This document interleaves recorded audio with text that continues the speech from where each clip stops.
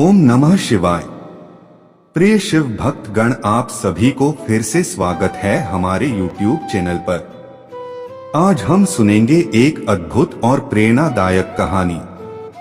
तो चलिए बिना देरी किए सुनते हैं। एक बार पार्वती माता भगवान शिव शंकर के साथ पदयात्रा पर विश्व भ्रमण के लिए निकली। विश्व में अनेकों स्थान घूमने के बाद पार्वती माता थक गई और भगवान शिव से थोड़ी देर विश्राम करने को कहा। भगवान शिव ने विश्राम करने के लिए हाँ भी भरी और दोनों एक पीपल के पेड़ के नीचे बैठ गए। थोड़ी देर बाद भगवान शिव अपनी करवट बदलकर लेट गए, लेकिन पार्वती माता की निगाहें उन चींटियों की कतार पर टिकी थी जो एक स्थान से दूसरे स्थान पर जा रही थी, और चींटियों के बीच रास्ते में पड़ा था एक रेंगने वाला कीड़ा जिसे चींटियां निरंतर काट रही थी। कीड़ा अपनी रक्षा करने में असमर्थ था, क्योंकि चींटियां अनेक थे। कीड़ा अत्यधिक पीड़ा में था। वह अपनी रक्षा करने के लिए छटपटा रहा था। पार्वती माता यह दृश्य देख दुखी होने लगी। माता कैसे ना कैसे उस कीड़े की पीड़ा मिटाना चाहती थी, लेकिन खुद करने में असमर्थ थी। तो पार्वती माता ने कीड़े को इस समस्या से निजात दिलाने के लिए भगवान शिव से प्रार्थना की। भगवान शिव ने जब खड़े होकर उस कीड़े को देखा तो उन्होंने पार्वती माता को समझाया कि इस पर अपना ध्यान मत दो, यह किसी पीड़ा में नहीं अपितु अपने कर्मों का फल भोग रहा है। लेकिन पार्वती माता अपने कोमल हृदय से इस कठोर और पीड़ादायक दृश्य को देखकर काफी दुखी थी।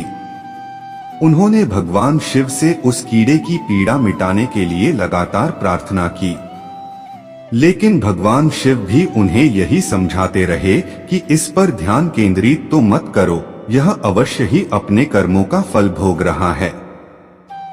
भगवान शिव ने इस समस्या से छुटकारा पाने के लिए माता पार्वती को वहां से कहीं दूसरे स्थान पर चलने को कहा, ताकि उनका ध्यान वहां से हट सके। लेकिन माता पार्वती ने भी जिद कर रखी थी। वह बोली, जब तक इसकी पीड़ा नहीं मिटेगी मैं यहाँ से नहीं जाऊंगी। अब भगवान शिव को त्रिया हट के आगे मजबूर होकर उस कीड़े की पीड़ा मिटानी पड़ी। भगवान शिव बोले, पार्वती ठीक है, मैं इसका कष्ट मिटा रहा हूँ। अगर बाद में यह कुछ गड़बड़ करें तो तुम मुझे दोष मत देना। माता पार्वती ने कहा, ठीक है महाराज, पहले आप इसका कष्ट मिटाएं। फिर भगवान शिव ने अपनी शक्तियों से उस कीड़े को राजा, चींटियों को उसकी प्रजा और उनके लिए एक बहुत ही सुंदर नगरी बना दी, जिसमें राजा का आलीशान महल था। अब यहाँ से उस राजा की वास्तविकता शुरू होती है, जिस कारण उसे एक कीड़े के रूप में पीड़ा मिल रही थी। अब जब सब कुछ बनकर तैयार हो गया था, तब भगवान शिव ने राजा, जो पहले कीड़ा था, से कहा, भाई अब तू अपना राज पाट संभाल, हम चलते हैं। लेकिन राजा अपने व्यवहार से बड़ा ही घमंडी और एक चरित्रहीन व्यक्ति निकला।